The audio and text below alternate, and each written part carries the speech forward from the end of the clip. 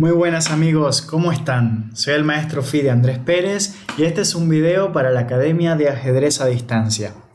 El día de hoy vamos a estar viendo la importancia de los patrones de mate en ajedrez.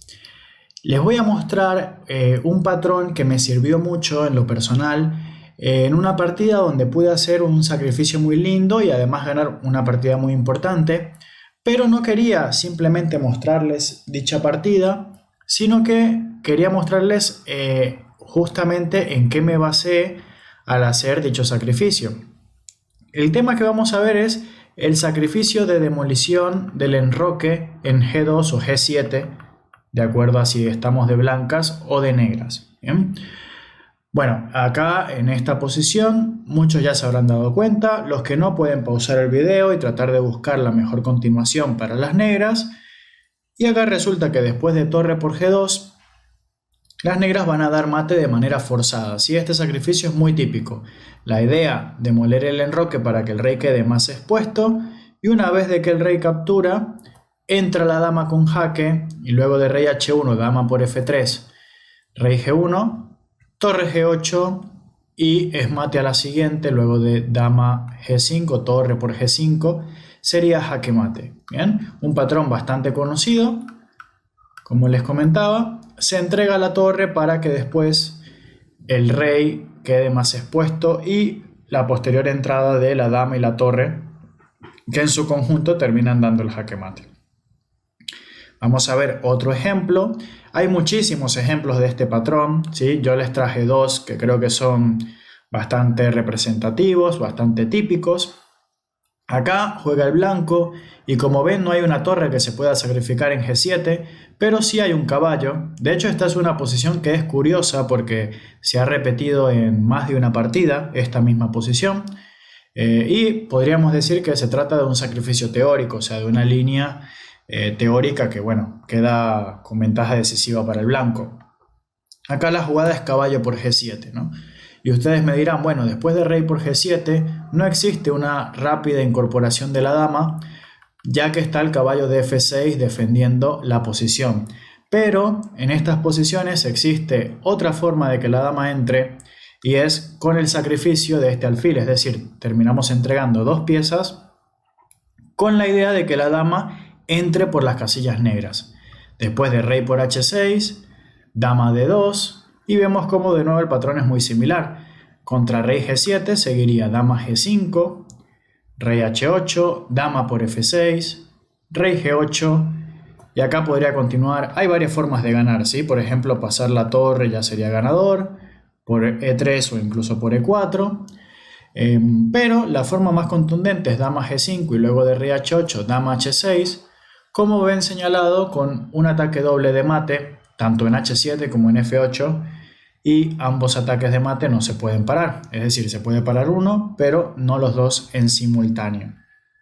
Estos dos ejemplos creo que son muy claros y van a ver cómo el estudio de este patrón de mate llevó a que se me ocurriera en una partida una idea muy interesante, y es esta partida que ven acá. Yo estaba de piezas blancas y de piezas negras estaba el maestro internacional Lucas Coro, jugador argentino muy joven, muy talentoso además.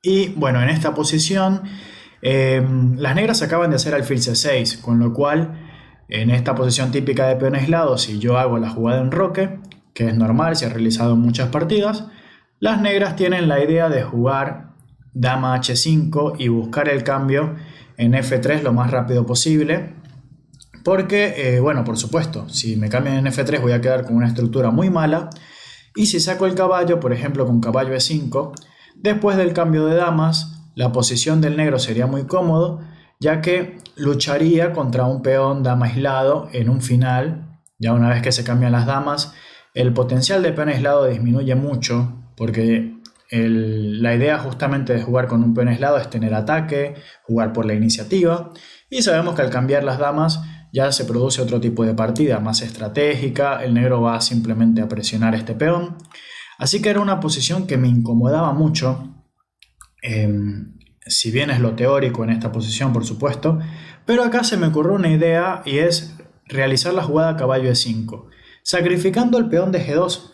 Como ven, acá ya va tomando forma la idea que veíamos en la idea táctica que estábamos comentando, el sacrificio en G7. Y es que claro, el negro está tentado a capturar el peón de G2 y luego de la captura yo tenía la idea de jugar en enroque largo. Así sucedió de hecho en la partida. Considerando que dama por H1 por supuesto no es posible o no es una buena jugada, ya que después de torre por H1, alfil por H1, existe F3 atrapando el alfil en H1 y quedaríamos con mucho material de ventaja, por supuesto.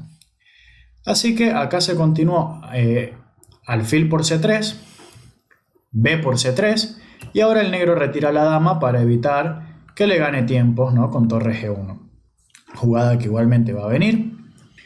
Y es acá donde el negro necesitaba probablemente realizar la jugada G6 para defender mejor la posición. Fíjense como acá las blancas han sacrificado un peón, la estructura además está muy mal, la estructura de peones, el rey bastante débil, pero la compensación pasa por el dinamismo. Fíjense como todas las piezas del blanco están apuntando al enroque de las negras. Entonces era necesaria una jugada como G6 para tratar de defender la posición. Acá el negro realiza la jugada que es directamente el error que pierde la partida y es dama a 5, que parece bastante lógica. Busca atacar el punto C3, entrar por A3, en general también empezar a aprovechar la debilidad de mi rey. El tema es que al negro le faltan piezas para su ataque, mientras que el blanco tiene todas las piezas perfectamente ubicadas para ir contra un ataque directo por el monarca negro. Acá en esta posición les aconsejo que pausen el video y traten de buscar cuál es la mejor continuación de las blancas. Por supuesto sé que la gran mayoría estará orientado en la primera jugada, pero les recomiendo que traten de calcular hasta el final la variante porque resulta un buen ejercicio de cálculo. Bueno, como muchos se habrán dado cuenta, la jugada es torre por G7 y el rey está prácticamente obligado a capturar, ¿no? Después de rey H8 simplemente capturamos un peón del enroque, el rey quedó bastante mal, así que rey por G7 es una jugada más o menos forzada. Y después de alfil H6, fíjense cómo la idea se repite, la idea de la partida anterior. Si el rey captura el alfil, esto no sucedió en la partida, seguiría dama E3, que por cierto no lo comenté en la partida anterior, pero contra rey H5 ya es bastante intuitivo que el rey acá está completamente perdido, ¿no? Acá podría continuar alfil E2, jugadas como rey H4, ¿no? La posición está completamente perdida y dama G3 sería mate. Así que es claro, ¿no? Que si el rey va al centro del tablero va a recibir mate en pocas jugadas. Por lo tanto tendría que continuar con rey G7 y tras rey G7 fíjense cómo se daría el patrón visto en la primera partida.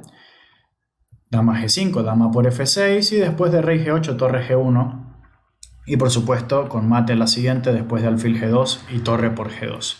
Entonces en esta posición luego de alfil H6 la captura lleva al mate de forma inevitable, de forma imparable y es por esto que mi rival juega rey H8. Con la esperanza de, por supuesto, de que no haya un ataque tan directo, el rey en H8 quede más o menos cubierto. Mientras tanto, recupero el material. En un principio había sacrificado un peón, lo recuperé en G7 y ahora recupero la torre que había sacrificado.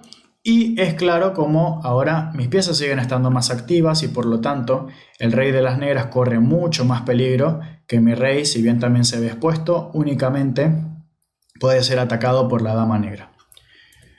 Continúa dama por C3, rey B1. Fíjense como ya ni siquiera hay un jaque para el negro, el alfil cubre perfectamente la casilla B4. Caballo D7 atacando el alfil. Alfil E7, creo que esta jugada es fundamental. El alfil en E7 está evitando que el caballo se mueva. Y además, además de evitar que el caballo se mueva, hay algunos patrones de mate que ya se están creando en la posición, con torre G1 y caballo por F7, o torre G1 y justamente que después de la captura existiría el mate en F6. Es decir, hay muchas figuras de mate que se estarían dando en la posición.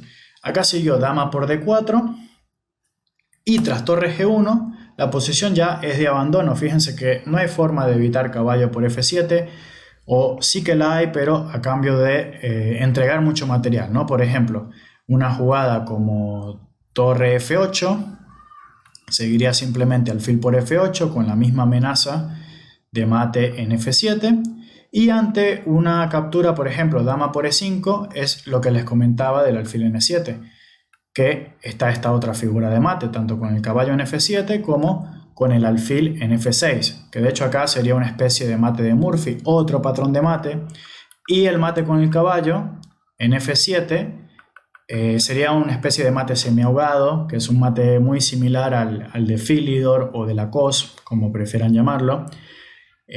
Pero bueno, en esta posición ya las negras realizaron dama B6 jaque, y luego de la sencilla dama B2, porque sigo teniendo el patrón de mate, sigo amenazando caballo por F6, de caballo por no funciona siempre por alfil por F6 mate. En esta posición mi rival decidió abandonar. Entonces, lo que les quería mostrar con esta partida, la enseñanza del video de hoy, es la importancia de los patrones de mate, que muchos los dejamos de lado, pensamos que a lo mejor ya no los sabemos, que es algo básico, y para nada. Los patrones de mate es algo que tenemos que estar repasando durante toda nuestra vida ajedrecística al menos, porque son muchísimos más de los que la gente cree. Habrán unos 50 quizás que sean los más típicos, pero hay muchos más, muchas configuraciones de piezas típicas que debemos reconocer. Mientras más tengamos, más herramientas vamos a tener en la partida, y justamente se nos van a ocurrir más ideas, vamos a tener más inventiva combinativa a la hora de jugar una partida. Espero que les haya sido de utilidad, nos veremos en una próxima.